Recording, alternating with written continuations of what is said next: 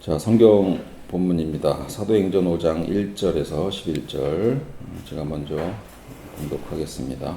아나니아라 하는 사람이 그의 아내 삽비라와 더불어 소유를 팔아 값서 얼마를 값지네 그 안에 돌아가다 얼마만 가져다가 사도들의 발 앞에 두니. 베드로가 이르되 아나니아여 어찌하여 사탄이 내 마음에 가득하여 내가 성령을 속이고 땅값 얼마를 감추었느냐. 땅이 그대로 있을 때에는 내 땅이 아니며 한 후에도 내 마음대로 할 수가 없더냐. 어찌하여 이 일을 내 마음에 두었느냐.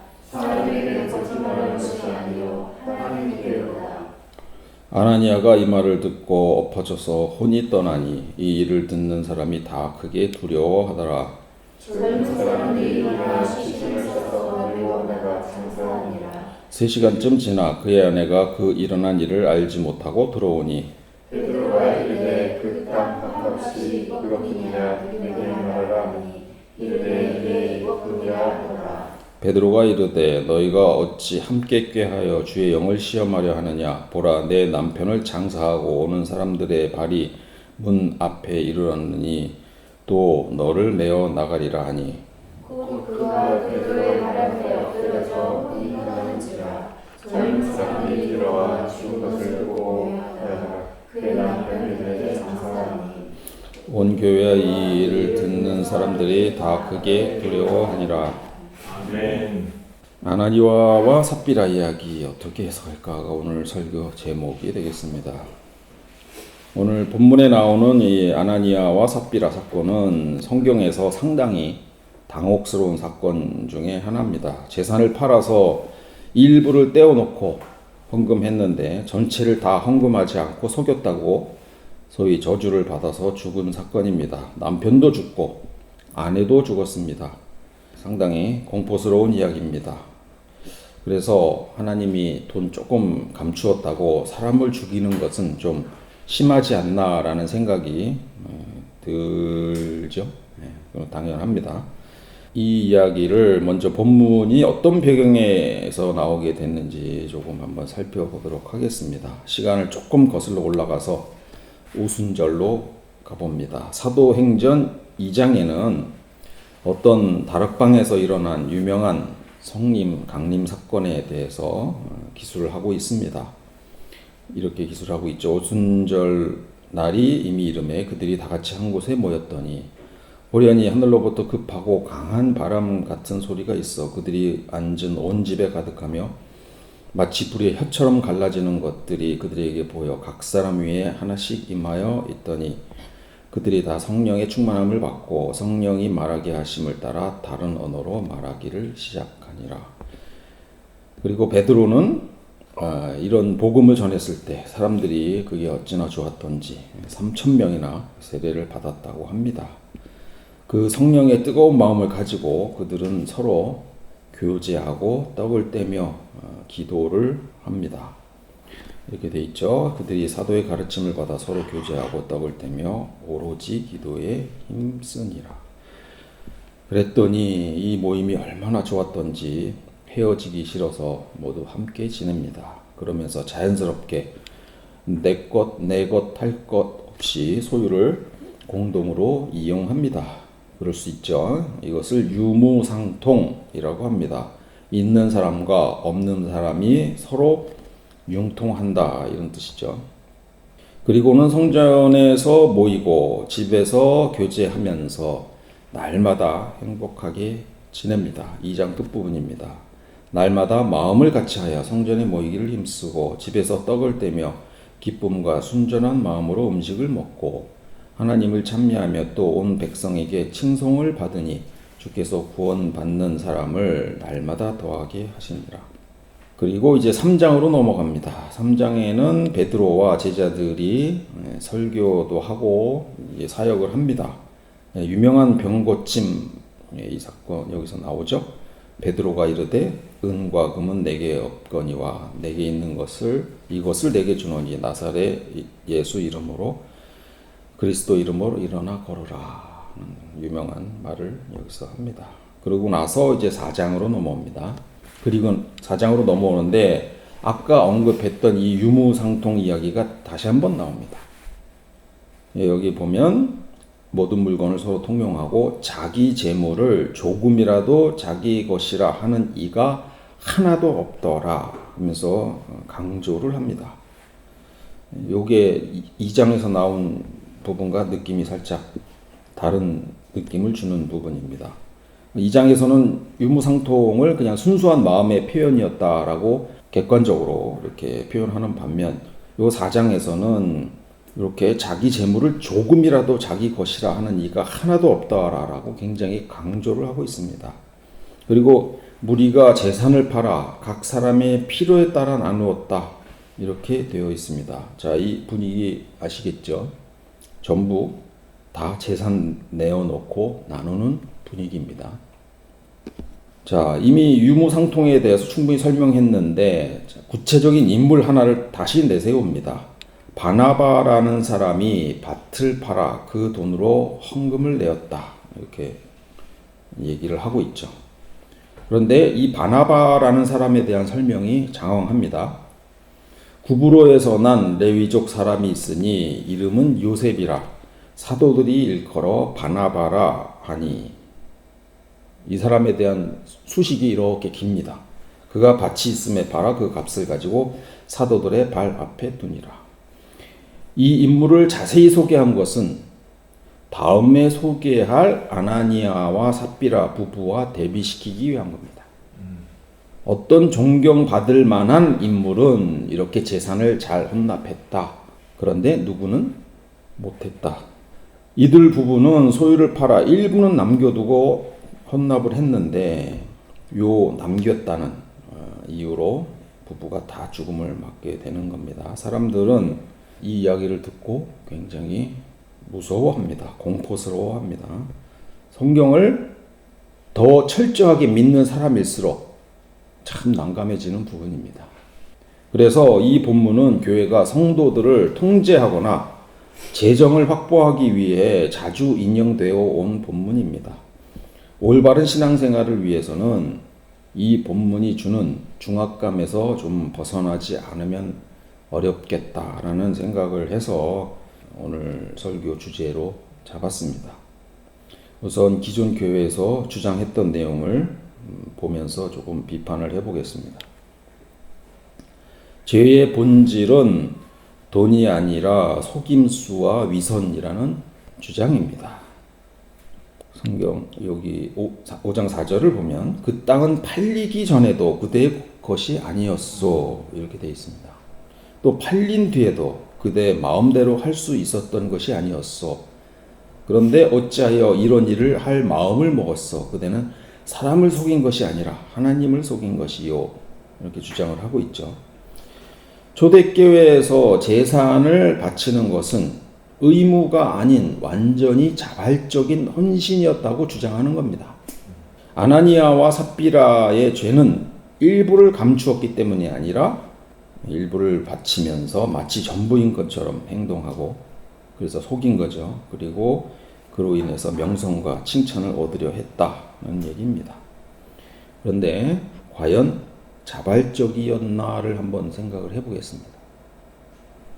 교회 분위기 아시죠? 모인 사람들이 다 재산을 헌금하고 막 그런 분위기입니다. 그런데 나는 헌금 안 하고 버틸 수 있나요? 없습니다. 힘듭니다. 자, 현대 교회도 건축 헌금 이런 거 많이 받습니다. 다들 얼마씩 작정하라고 합니다. 작정 안 하고 버틸 수 있어요? 못 버팁니다. 교회를 그만 나올 각오를 하지 않는 이상 그런 분위기를 따르지 않을 수 없습니다. 물론 좋은 뜻으로 하는 분도 많이 있죠. 그런데 어려움에도 불구하고 이렇게 이런 분위기를 따르지 않을 수 없다는 얘기죠. 그리고 재산을 이 정도로 바칠 정도면 이 부분은 이미 중심 핵 인사 중에 하나라고 봐야 됩니다. 심리학에서 이런 현상을 동조 압력 또는 집단 사고라고 부릅니다. 개인이 집단의 지배적인 분위기에서 벗어나지 못하고 진짜 자신의 의사와 상관없이 다수의 행동을 맹목적으로 또는 어쩔 수 없이 따르게 되는 심리적 현상을 말합니다. 이런 관점에서 볼 때 아나니아와 삽비라의 비극은 개인의 위선이라기보다 집단의 구조적 폭력이라고 볼 수 있습니다. 하고 싶지 않았지만 어쩔 수 없이 하게 된 상황입니다. 자발적이라고 보기 힘듭니다. 명성과 칭찬을 얻으려 했을까요? 목사들은 그들이 일부만 바치면서 마치 전부를 바친 것처럼 행동해서 교회 안에 명성과 칭찬을 얻으려 했다고 주장하지만 오히려 전부 바치고 싶지 않았지만 어쩔 수 없는 압력에 의해서 바치는 것이니 최소한만 하자고 아마 부부간에 합의를 했을 겁니다. 자, 이렇게 만든 상황은 다음과 같은 원인이 작동했을 수 있습니다. 일단은 바나바 효과입니다. 바나바가 재산을 다 바쳤습니다. 모델이 되는 사람입니다. 집단 심리학적으로 볼 때 공동체 내의 유력 인사가 극단적인 헌신을 선보이면 그것이 그 집단의 새로운 표준이 됩니다. 이후에 참여하는 사람들은 그 기준을 중심으로 자기의 역량을 선택을 하게 됩니다. 바나바만큼 하지 않으면 이류신자로 전락할지도 모른다는 심리적 압박이 있었을 수 있습니다. 두 번째로는 추방공포입니다. 일반 사회나 회사, 동호회에서 동조 압력을 거부하면 탈퇴해야 됩니다. 하지만 초기 예수 공동체나 오늘날의 끈끈한 교회는 개인적인 이런 관계, 그 다음에 영적 구원, 경제적 돌봄 이런 것이 다 한 곳에 묶여 있는 그런 밀폐된 구조가 되겠습니다. 이 집단에서 튕겨져 나간다는 것은 단순한 탈퇴를 의미하는 것이 아니라 삶 전체의 붕괴를 의미합니다. 개인이 느끼는 이런 동조 압력에 의한 이 공포는 일반 사회와 비교할 수 없을 만큼 클 수 있습니다. 역사 속에서도 이 종교적 퇴출이 얼마나 무서운 무기였는지를 잘 보여주는 유명한 사건이 있었죠. 카노사의 굴욕입니다. 말씀드린 적 있죠. 한 나라가 아니죠. 신성 로마 제국의 황제 하인리히 4세가 교황 그레고리오 7세에게 대들었다가 바로 파문당합니다. 파문은 이제 너는 인간도 아니고 구원도 없다. 누구든지 널 죽여도 된다라는, 죽여도 죄가 되지 않는다라는 이런 저주이면서 사회적 사망 선고였습니다. 결국 이 황제는 한겨울 추위 속에서 맨발로 교황이 머물던 카노사 성문 앞에서 눈밭에 엎드려서 사흘 밤낮을 빌어야 했습니다. 황제마저 이렇게 눈밭에 무릎을 꿇게 만든 것이 바로 공동체로부터 버림받는 공포입니다. 하물며 초대교회의 나약하고 평범했던 아나니아와 삽비라 부부는 어땠겠습니까? 전 재산을 바치지 않으면 낙인 찍히고 매장당할 것 같은 공포 앞에서 그들이 할 수 있는 유일한 반항이자 생존법은 돈을 조금 남겨서 곱을 쳐두는 것이었죠. 그랬을 수 있습니다. 현대 교회에 압력적인 헌금 시스템도 있습니다. 이걸 통해서 우리가 이 상황을 좀 더 이해할 수 있습니다. 교회에 가보면 헌금 봉투가 한 20가지가 넘습니다. 구역별, 직분별로도 어떤 목표를 채우게 하거나 행사, 건축이나 이런 거에 따라서 헌금 작정서를 내게 하죠.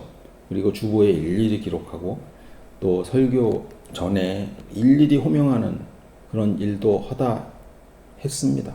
지금도 하는지 모르겠네요. 자, 이런 과정에서 헌금하지 않고 버티는 것은 어렵죠. 이방인으로 낙인 찍히기 쉽습니다. 동조 압력은 인간의 가장 취약한 본능이 소외에 대한 두려움을 자극해서 작동합니다. 오늘 이 사건을 이런 관점에서 보면 이 부부는 거대한 집단적 동조 압력 앞에서 살아남기 위해 체면과 생존을 저울질했던 나약하고 평범한 인간이라고 볼 수 있습니다. 이러한 부부에게 거짓말의 죄를 씌워서 죽음으로 몰고 간 것은 베드로라는 사람이 할 수 있는 일이 아닙니다. 왜냐하면 베드로 역시 완벽한 사람이 아니었습니다. 누구보다 큰 거짓말을 했고 용서의 은혜를 경험한 자로서 어떻게 타인의 이러한 연약함을 상대로 냉정하게 대하는 것은 말이 안 되는 얘기입니다. 거짓말로 죽음을 당해야 했다면 베드로를 포함해서 저를 포함해서 아마도 여러분 다 포함해서 이 세상에 남아있을 사람 하나도 없습니다. 솔직히 11조 한다고 하는 사람 중에서 온전히 다 11조를 내겠습니까? 조금이라도 덜 한 적이 없나요? 많은 사람들이 11조 안 하면 정상적으로 교회 생활을 하기 어려우니 동조 압력으로 11조 하는 경우가 저는 많다고 생각합니다. 제 경험입니다. 제가 작은 교회에 나가 봅니다. 여러 교회를 봤기 때문에 이런 걸 느낄 수 있죠. 돈이 조금 있어 보인다 싶으면 목사의 태도가 달라집니다. 교회에 뭐가 필요하다 뭐 이런 식으로 은근히 표현하기도 하고 그런 것들이 압력으로 느껴지죠. 더 이상 그 교회에 나가고 싶어지지 않습니다. 이것이 소위 개척교회를 피하는 사람들의 이유가 아닐까 합니다. 기존 교회들은 이 사건은 이제 막 출범한 초대교회라는 새로운 공동체가 이 부부와 같은 거짓과 위선으로 오염되는 것을 막고 하나님이 살아계시며 거룩하신 분임을 보여주기 위한 아주 단호한 조치였다라고 주장합니다. 실제로 이 사건 이후 교회와 이 일을 듣는 사람들에게 큰 두려움이 임했다라고 기록하고 있습니다. 이 두려움은 공포일까요? 아니면 경외심일까요? 어떤 목사들은 경외심이라고 주장하는데 제가 볼 때는 당연히 공포입니다. 이건 추방 공포 정도가 아니고 생명에 대한 직접적인 공포입니다. 순진한 신앙인들은 이걸 곧이곧대로 믿었다는 말입니다. 자, 이게 어떤 상황이냐면 한번 이런 일이 있다고 생각을 해봅시다. 고등학교 일진들 얘기입니다. 너 호주머니 얼마 있어? 조금 꼽을 칩니다. 이게 단데요. 막 뒤집니다. 호주머니 뒤져서 돈이 더 나옵니다. 그거 다 뺏기고 너 오늘 뒤져봐라 이러고 매맞습니다. 그 옆에는 어떻게 해요? 다 줍니다. 다 줘. 하나님이 어떤 존재라고 생각하죠? 무서운 존재라고 생각할 겁니다. 예. 이거 공포 마케팅이라고 합니다. 현대교회 목사들도 다는 아닙니다. 일부 목사들도 이런 방식으로 설교를 하죠. 제가 성장했을 당시는 대부분이 이렇게 설교를 했습니다. 주일 성수 안 했다고 교통사고 났다. 11조 안 했다가 쫄딱 망했다. 뭐 이런 얘기. 그래서 헌금을 하지 않으면 내가 피해를 볼지도 모른다. 이런 생각을 하게 만드는 것. 이 공포 마케팅은 여전히 살아 있습니다. 가장 흔한 마케팅의 대상은 가족입니다. 자식들. 하나님께 약속한 작정, 서원을 지키지 않으면 사탄이 틈탄다. 이렇게 얘기합니다. 하나님께 바치기로 작정해 놓고 아깝다고 안 내거나 미루는 분들이 있습니다. 하나님은 공짜가 없으십니다. 물건을 도둑질하면 물질로 치시든지 건강으로 치시든지 아니면 가장 소중한 자녀를 치십니다. 나중에 자식이 원인 모를 병에 걸리거나 사고가 나서 병원비로 그 돈 날리기 전에 온전히 바치십시오. 이런 설교 들은 적 있으시죠? 다 있으실 겁니다. 아까 일진이 너 돈 안 내놓으면 너 집 주소 하나에서 네 동생 때린다? 뭐 이렇게 협박하는 거라 다를 바 하나도 없는 아주 잔인한 공포 마케팅입니다. 이 대표적인 사례가 사이비 종교입니다. 오늘 본문이 아주 잘 활용되는 데가 사이비 종교죠. 다미 선교회라고 있었습니다. 1992년 사회를 막 뒤흔들었었죠. TV에도 다 나왔던 그 내용입니다. 그 사람들 어떻게 했습니까? 모든 소유를 팔아 공동체에 바치고 구원을 준비하라. 이런 메시지를 따라서 재산을 다 팔아서 헌금했습니다. 그리고 결국은 인생이 파탄나는 비극을 맞이하게 됩니다. 자, 무당들의 살풀이. 이것도 똑같은 얘기입니다. 살풀이 왜 해요? 살이 끼었다. 이거 풀지 않으면 네 자식 다친다. 그래서 뭘 해요? 굿하죠. 싸면은 몇백이고 몇 천, 몇 억까지도 있습니다. 아나니아와 삽비라 이 이야기는 그 당시에도 새로운 이야기가 아닙니다. 일단은 구약의 아간 사건하고 그 유사성을 갖습니다. 아간 사건이 뭐죠? 여리고 정복 전쟁을 나갔다가 전리품을 살짝 숨긴 사람이에요. 그랬다가 결국은 돌에 맞아 죽게 됩니다. 아간의 죄로 전투에서 패배했듯이 아나니아 부부도 이 신약교회의 시작 단계에서 땅값을 숨기는 것으로 공동체를 망치게 했다고 연결을 시키는 것이죠. 그 다음에 쿰란 공동체가 사실은 유무상통 제도를 시행하고 있었습니다. 쿰란 공동체에 들어오려고 하는 사람은 재산을 서약하고 등록해야 했습니다. 재산을 숨긴 사람은 이 공동체의 식량을 줄이거나 밥을 덜 줬어요. 아니면 제외시키는 벌을 받았습니다. 이 사도행전처럼 목숨을 잃는 징벌은 아니었지만 공동체 안에서 재산을 숨기는 행위는 서약 위반으로 보고 엄격하게 다스린 구조는 같습니다. 헤로도토스의 역사라는 책이 있습니다. 기원전 한 430년 정도에 나온 책인데요. 여기에 스파르타인 글라우코스 이야기가 있습니다. 지중해에 아주 널리 퍼져 있던 종교적 도덕 설화입니다. 평소 정의롭고 신용이 두터운 자로 명성이 자자했던 글라우코스에게 한 이방인이 찾아옵니다. 그리고 거액의 돈을 맡깁니다. 그리고 징표를 받아갑니다. 세월이 흘러서 이 이방인의 아들들이 돈을 찾으러 왔습니다. 징표를 가지고 왔죠, 당연히. 그런데 글라우코스는 뭐라고 했냐면 기억이 안 난다. 자, 인간을 속였지만 이 글라우코스는 신의 눈이 좀 두려웠던 모양입니다. 그래서 델포이 신전으로 가서 거짓 맹세를 하고 돈을 좀 꿀꺽해도 되겠습니까? 라고 슬쩍 신의 뜻을 떠보았습니다.